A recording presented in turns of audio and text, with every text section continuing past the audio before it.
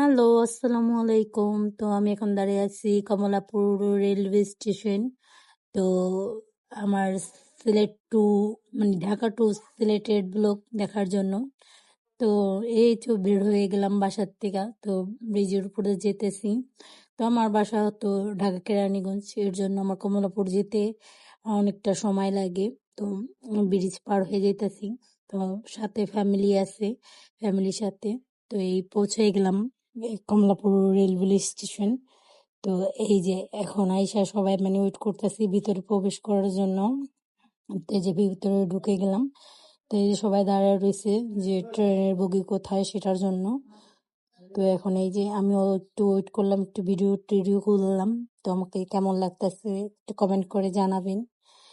তো আমি first time ট্রেনে চড়বো। ট্রেনে অবশ্য আগে আমি কখনো চড়িনি। তো খুবই এক্সাইটেড ছিলাম ট্রেনে চড়ার জন্য, যে কিরকম লাগে, অনুভূতি কিরকম হয়। এই যে ট্রেন এসে পড়ছে, এখন সবাই উঠবে। তো এক এক করে সবাই উঠে যাবে এখন। উম, তো সবাই ঢুকতেছে। তো ফ্যামিলির অনেকজনই গেছিলাম আমরা, সবাই ফ্যামিলির ভাইয়ারা, আম্মুরা, ভাতিজারা, তারপর নাতি, ভাবিরা, ভাগ্নিরা। তো সবাই মিলে একসাথে গেতেছিলাম। তো খুবই এনজয় করছি, সেগুলো একটু শেয়ার করব যে আমাদের যাওয়ার পথে কি কি করলাম, কি কি খেলাম। তো ওগুলা একটু এনজয় করলাম। এই যে আমিও ঢুকে গেলাম ভেতরে। তো এই যে আমাদের ছোট্ট কিট বাবুটা, যে আমার নাতি ছিল, যে খুবই মজা করতেছিল, তো খুবই খুশি ছিল। তো এই ট্রেন আমাদের এখন ছেড়ে দিল। তো আমরা সিটটা পেয়েছি উল্টা। তো এই যে আমাদের যাওয়া শুরু হয়ে গেল, যেতেছিলাম। ফার্স্টে যখন আমি ট্রেনে বসলাম তখন আমার একটু খারাপ লাগছে। তারপর যখন ট্রেনটা ছাড়ছে তখন তারপর থেকে একটু ভালো লাগছে। তো খুবই ভালোভাবেই গেছি মাশাল্লাহ। তো রাস্তার বাইরের ভিউ গুলা দেখতে দেখতে যেতেছিলাম। তো এটা না আমাদের কমলাপুরের স্টেশন ছেড়ে এসে পড়লাম, মাঝপথে হবে এটা। আমি এই জায়গার নাম অবশ্য বলতে পারি না এতগুলা। ট্রেনের রাস্তার জায়গার নাম তো আমি এতগুলো বলতেও পারবো না। তো এই যে এখান থেকে গেলাম, যে ভিউ গুলা দেখতে খুবই সুন্দর। তো এই যে আমার নাতি দুষ্টুমি করতেছিল, ট্রেন চলতেছিল, তো ও খুবই এনজয় করতেছিল, নাচতেছিল। তার মনে হইতেছে ওই জাম্পিং করতেছে। তো জাম্পিং জাম্পিং খেলতেছিল ওই। তো এগুলো একটু ভিডিও করলাম, যে ওর ফার্স্ট টাইম যাওয়া, ওর সাথে আমার ফার্স্ট টাইম যাওয়া। তো আমাদের দুপুরে লাঞ্চ করার টাইম হয়ে গেছে। তো ভাবি বাসার থেকে আমরা বিরিয়ানি রান্না করে নিয়েছিলাম 1 টাইমের মধ্যে। তো এই যে আমরা সবাই খেতে বসে গেছি। তো আমাদের ট্রেন ছিল যে তিনটা, তিনটা না, হ্যাঁ 3টা 55-তে। তো আমরা খাওয়ার টাইমটা পাইনি, এটার জন্য 2টা 55 ছিল মনে হয়, এটার জন্য বাসায় খাওয়ার টাইম পাইনি। তো এখানে যাই খাইছি।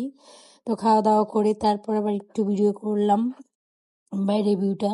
ওর যেতে তো অনেকটা সময় লাগবে। এই যে বাইরের ভিউ গুলা দেখতে দেখতে যেতেছিলাম। বা আর ট্রেনের মধ্যে আর কাজ কি, নাতিটা খেলতেছিল ওটুকি দেখতেছিলাম, আর বাইরের ভিউটা দেখতেছিলাম। তো গেছি সাবধান মতোই, কেন এটা তো এসি ছিল, তো কোনো ভয় ছিল না, এটার জন্য খুবই সাবধান ভাবেই গেছি মাশাআল্লাহ। তো পৌঁছে গেছি। তো এই যে নাতিটা এখন শুয়া শুয়া একটু খেলা করতেছিল। তো ওর তো বিরক্ত লাগার কথা, এই জন্য ওরা আবার একটু আমরা মোবাইলে একটু কার্টুন দেখায়া, তো ওর একটু মন ভুলাইতেছিলাম। ওই খেলা করতে চায়, নামতে চায়, এর জন্য।